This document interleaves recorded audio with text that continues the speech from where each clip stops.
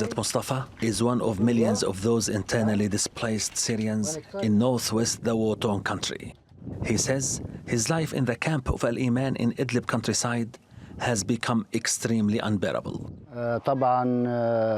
We've been displaced in this tent for 5 years now. Sanitary and hygiene services have recently become extremely poor. Wastewater is running among the tents, causing serious diseases. We have suffered enough from excessive cold and hot weather. It's high time for us to live like human beings do. Kafar Jalis Residence Project is only 3 kilometers from the Al-Iman camp. Thousands of residence units have been built, but these units are not ready to end the dire conditions of the internally displaced persons. The Kafar Jalis project consists of 3,000 residence units. These small apartments were built by humanitarian organizations.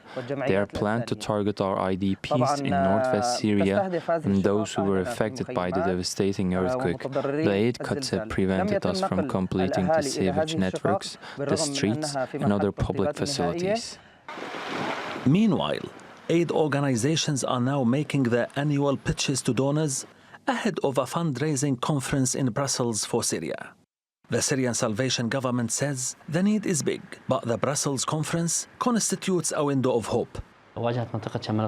Aid cuts have directly impacted food security and residence projects in northwest Syria.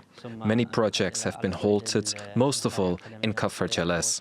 Our big challenge is the sewage infrastructure project, the cost of which is estimated at $1.3 million. We also need to build schools and dig wells.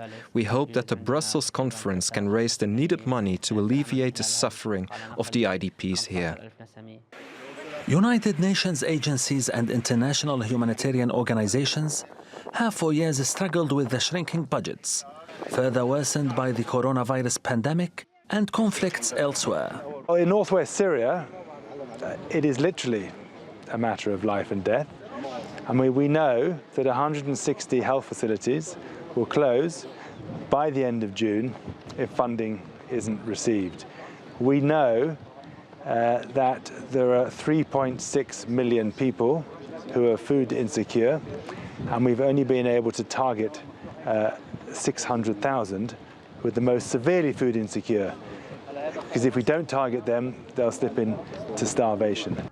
Syrians everywhere seeing deepening poverty. The conflict in their country seems to be largely frozen, and so are also efforts to find a viable political solution to end it. Ahmad al Shehabi, TRT World.